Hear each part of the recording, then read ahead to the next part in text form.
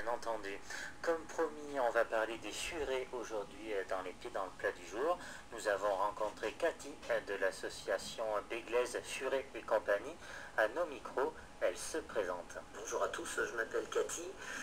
Je suis factrice le matin et l'après-midi je tiens une association de furets où nous les plaçons, nous les recueillons d'abord, nous les identifions et puis après voilà, on les suit, on fait un suivi quand même. Il y avait un manque sur la région, sur Bègle, sur la Cube. Disons que quand je suis arrivé moi, à l'association, cette association existait déjà sous un autre nom. C'était un groupe qui s'appelait les Furets de Bordeaux. Et le groupe a fermé, donc ça a fusionné avec Furet et compagnie. Donc on s'est tous retrouvés sur cette association. Et moi j'ai fait partie du bureau il y a 3 ans à peu près. Donc je m'occupe des placements, je m'occupe de récupérer les furets, de les éduquer. Et puis voilà, c'est sans arrêt, en permanence, un roulement. Donc actuellement nous en avons quelques-uns à passer, mais plus par couple. Donc ce sont soit deux frères, soit des sœurs. Donc c'est pas évident d'éduquer des furets en plus en groupe. Il faut arriver à les éduquer quand même seuls, parce que c'est très long. Donc ce sont des petites bêtes où les gens s'imaginent que c'est comme un chien ou un chat. Sauf qu'on achète un chaton ou on achète un chiot. Mais acheter un fureton, il faut savoir dans quoi on se lance.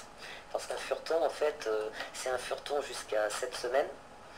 À la 8e semaine, il commence à perdre ses dents de lait. Et là, il va commencer à mordre pendant 3 à 4 mois.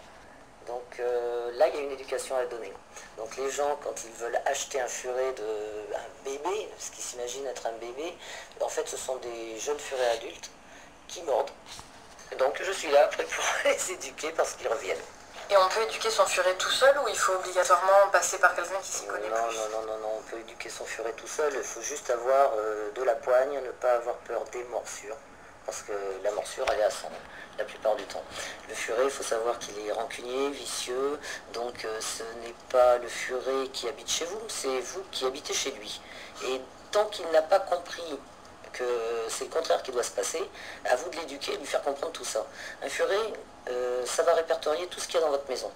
Si vous avancez quelque chose de nouveau chez lui, parce qu'il est chez lui, si ça ne lui plaît pas, il va vous le faire savoir.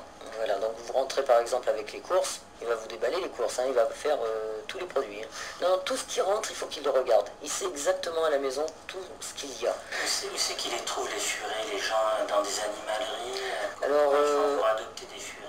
Voilà, alors il y a les annonces sur le Bon Coin, nous on passe par eux aussi.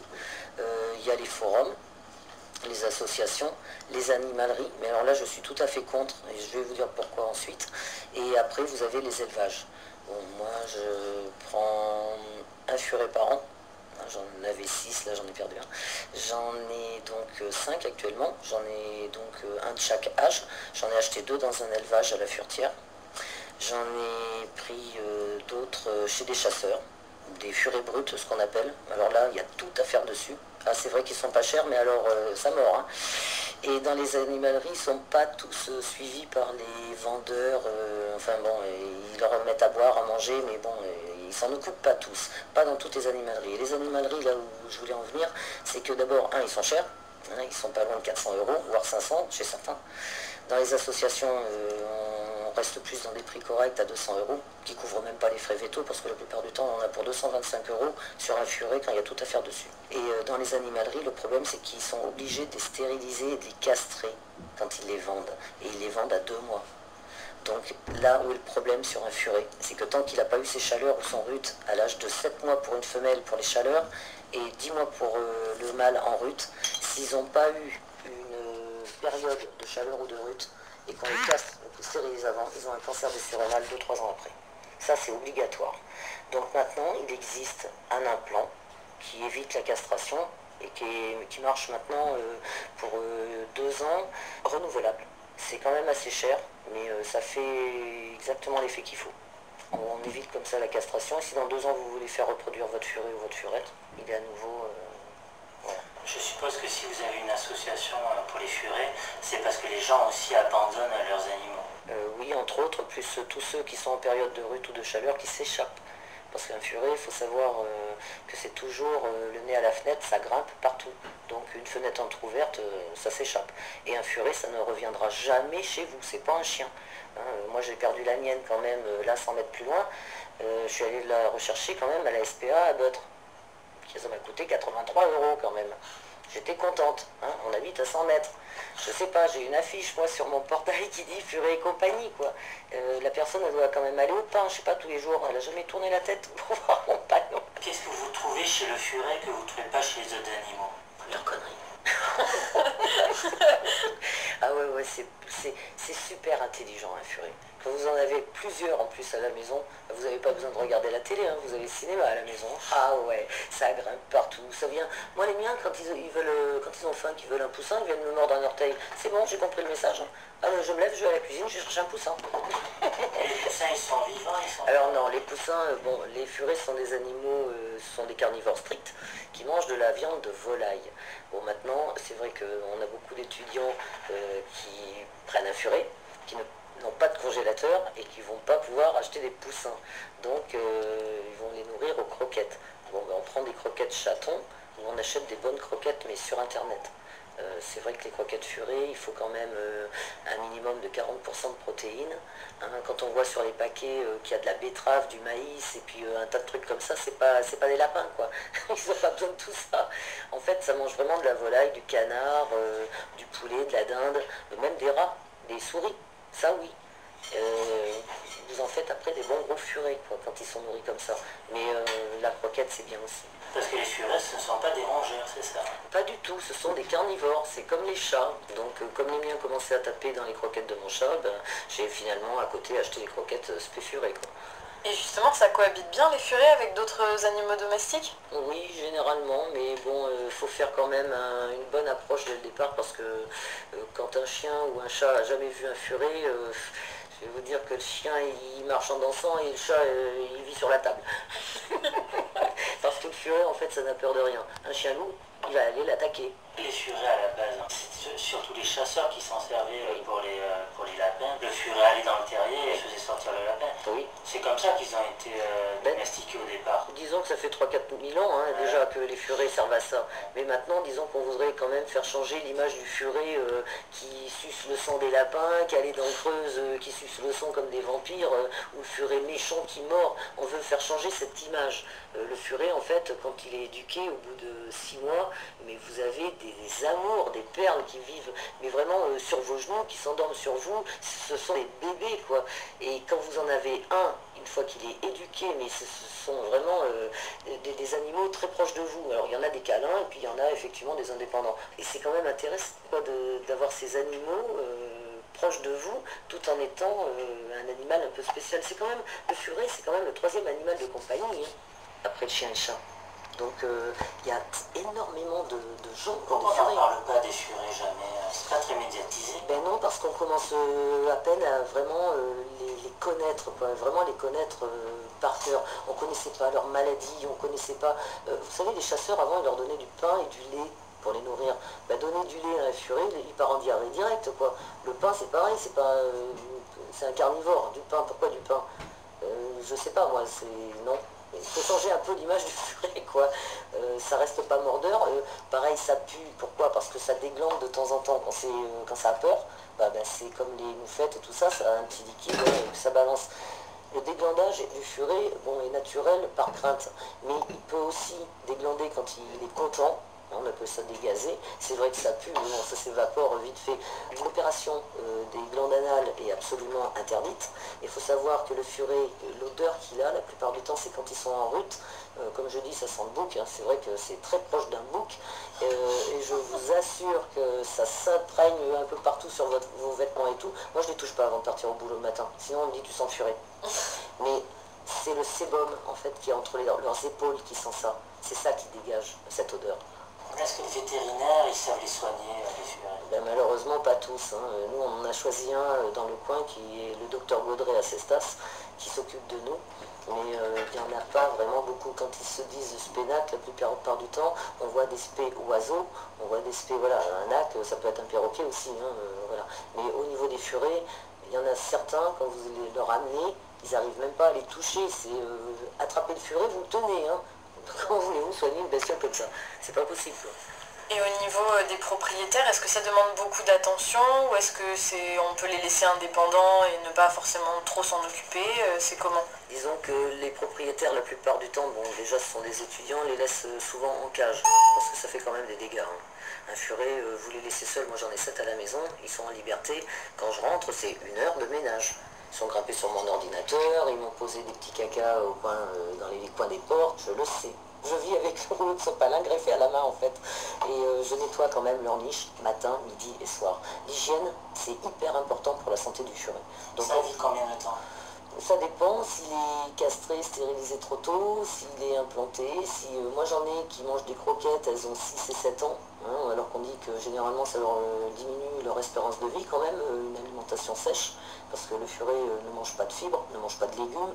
Et 10 ans, il y en a qui arrivent à les avoir. Mais, on peut parler de votre furet qui avait un problème au dos? Ah oui, on peut parler de Cahouette. Effectivement, il est né chez moi, ma petite furette albinos boule.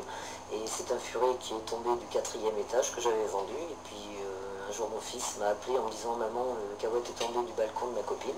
Donc je suis allé le récupérer. Le vétérinaire voulait l'euthanasier parce que, voyant ce furet dans cet état-là, il m'a dit qu'il se voulait en faire. Effectivement, hein, il n'y avait pas trop d'espoir pour lui. Quoi. En plus, il avait une hernie de chaque côté, la mâchoire cassée, les doigts retournés, le dos cassé en deux, la colonne, le jarret dans le plâtre, à l'arrière. Donc ça nous a permis, pendant 5 semaines qu'il a eu son plâtre, de lui fabriquer un petit fauteuil roulant. Comme mon furet est décédé, ben, mon fauteuil roulant est disponible pour quelqu'un. Je ne le souhaite pas, mais voilà. Comment vous communiquez pour votre association? Alors il y a des forums pour les furets, c'est du bouche à oreille aussi. Disons que notre association a son propre forum, donc nous communiquons déjà là-dessus, beaucoup, et nous allons aussi sur d'autres forums à furets. Hein. Ici c'est vraiment celui de Bordeaux, Bordeaux et alentours. On fait Toulouse, Agen, les Landes. Bon, voilà, on est vraiment placé sud-ouest. Après, vous avez les Fufus de l'Ouest, vous avez Passionnément Furet. Bon, il y a les Furets Montagnards, il y en a plein. Il y a plein de forums à Furet. Il faut juste marquer les mots-clés, en fait, hein, sur Google. Et les associations, il y en a beaucoup aussi, ou vous faites partie des rares qui ont réussi à s'implanter un peu durablement? Disons que la nôtre, elle dure, parce que c'est vrai que je suis très présente, je suis là tous les jours, je réponds à toutes les demandes de renseignements, les conseils, bon voilà, je suis là tous les jours. Il y a d'autres associations qui sont beaucoup plus grosses que nous. Nous avons juste 400 inscrits, mais nous avons quoi, 30 membres actifs, 30 membres qui cotisent. Donc voilà, c'est plus, les gens s'inscrivent plus sur nos forums pour avoir des renseignements, ils viennent plus regarder les furets que nous avons à placer et demander des renseignements parce que c'est leur premier animal de compagnie. Je préfère d'ailleurs hein, qu'on me demande des renseignements plutôt qu'on achète un furet comme ça juste parce qu'on veut un furet depuis 3-4 ans et puis il y a l'occasion d'en avoir un et puis on part à l'aventure. Moi c'est ce que j'ai fait il y a 6 ans, je connaissais rien au furet, j'ai appris. Ça a été plus que difficile vu que c'était une furette de chasseur. J'ai vécu au mois d'août en gants et en bottes pendant un mois. Dès qu'on la sortait, elle nous faisait la chasse. On courait et sans canapé. C'était très drôle. Il faut les sortir, les furets, il faut aller les promener un peu comme les chats? Voilà, tout à fait.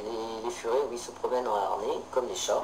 On peut les sortir. Il faut les vacciner. Par contre, si vous les sortez sur les trottoirs, parce qu'avec toutes les bactéries, les saloperies bon, voilà, il ne faut pas non plus ramener une saleté à votre furet.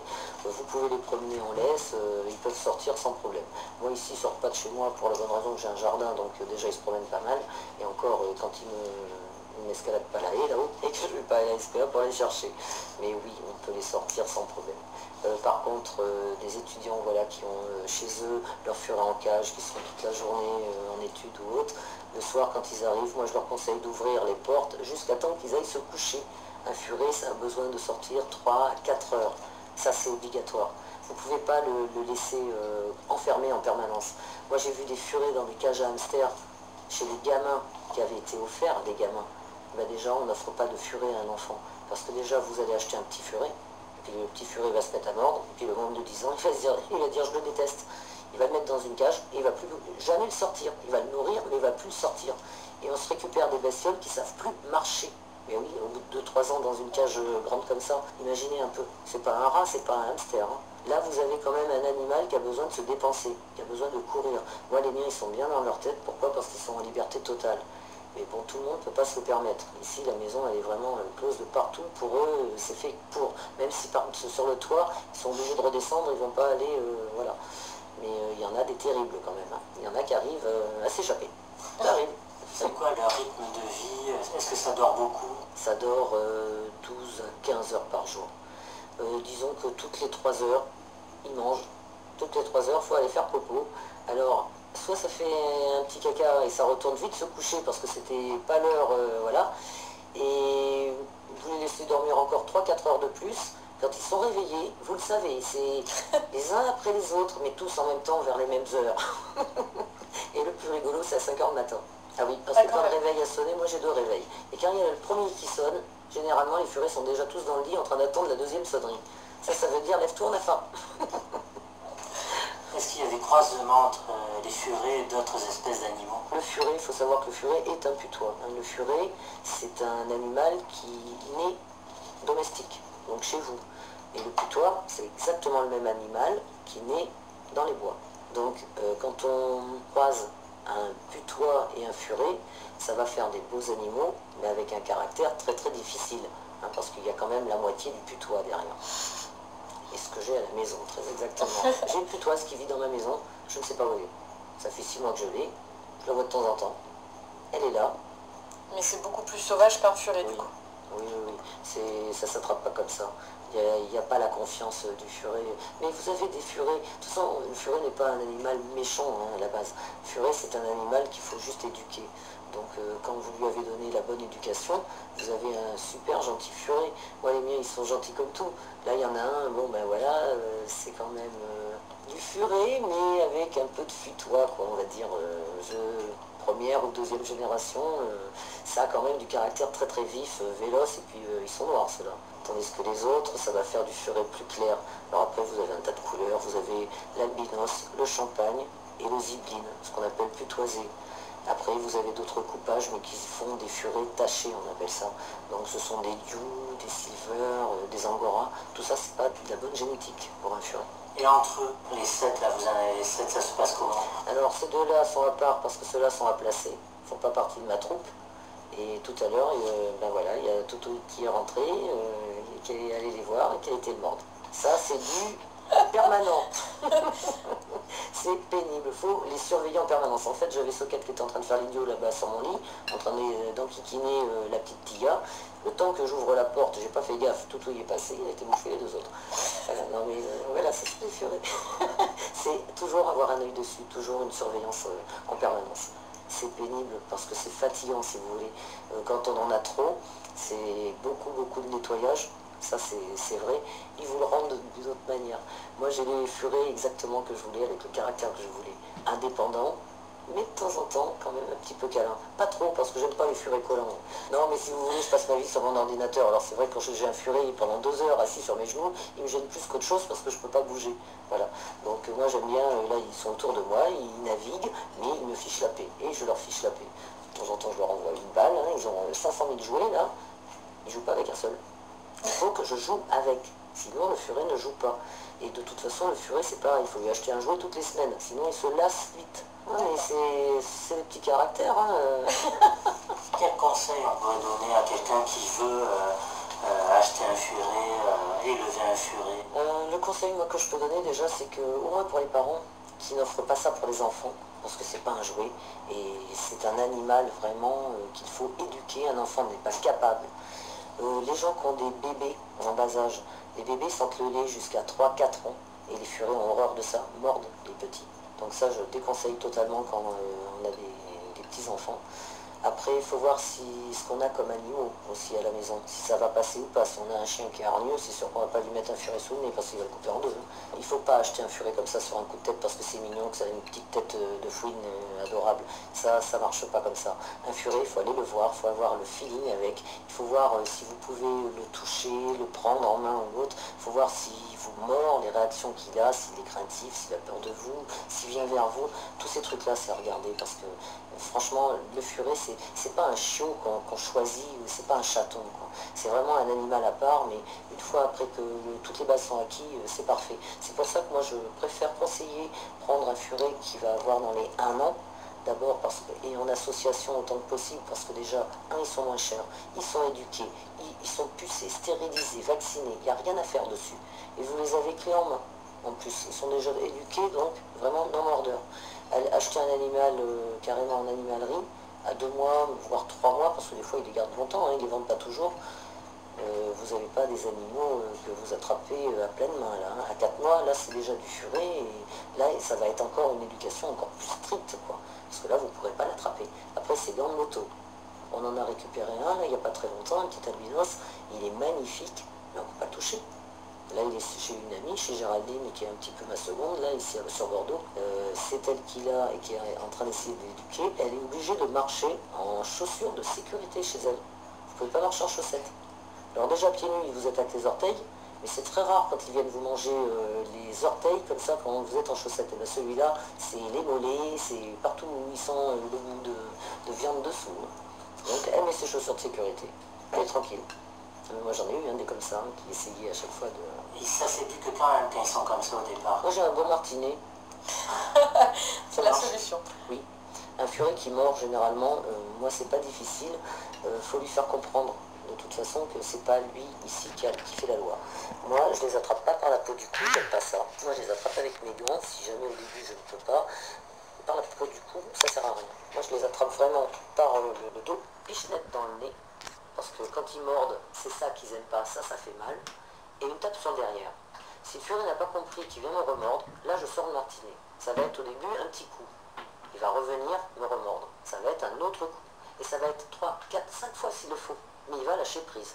Et il va s'en aller. Quand il va avoir le derrière qui pique, hein, je vous jure que ça fait circuler le sang, c'est bon pour eux. Ouais, non mais les gens ne comprennent pas qu'un furet, c'est comme un gamin. Ça a vraiment besoin d'une éducation très forte. Moi, les gens qui leur mettent une petite tape au derrière comme ça, allez file dans ta chambre, non, ça ne va pas le faire. Non, non, le furet, il faut vraiment lui serrer la vis. Il y en a pour 4 mois. Une fois que ça c'est fait, après vous avez un superbe animal. On peut rappeler alors pour vous contacter le nom de l'association, voilà. Le site internet. Le forum, de toute façon, comme l'association, c'est Furet et compagnie. Mon numéro de téléphone, il est public, on est passé dans le journal encore il n'y a pas très longtemps. Donc c'est le 06 20 21 99 90. Vous m'appelez à ce numéro-là, il n'y a pas de problème, je décroche. L'association est ouverte à partir de 15 h, parce que n'oubliez pas quand même que j'ai un travail le matin, je suis factrice à Léognan, donc j'ai besoin, quand je rentre, de faire mon petit ménage, nourrir mes bêtes, et à partir de 15 h, je peux recevoir. 211 rue du Professeur Bergonnier, 33 130 Bègle. L'association, en fait, c'est ma maison, c'est pas un refuge, c'est pas une SPA, c'est voilà, une maison particulière où les furets sont bien. Merci. Merci beaucoup. Eh bien, merci à vous. Campus Bordeaux. حي الجامعي بورdeaux. Campus Bordeaux. 88.1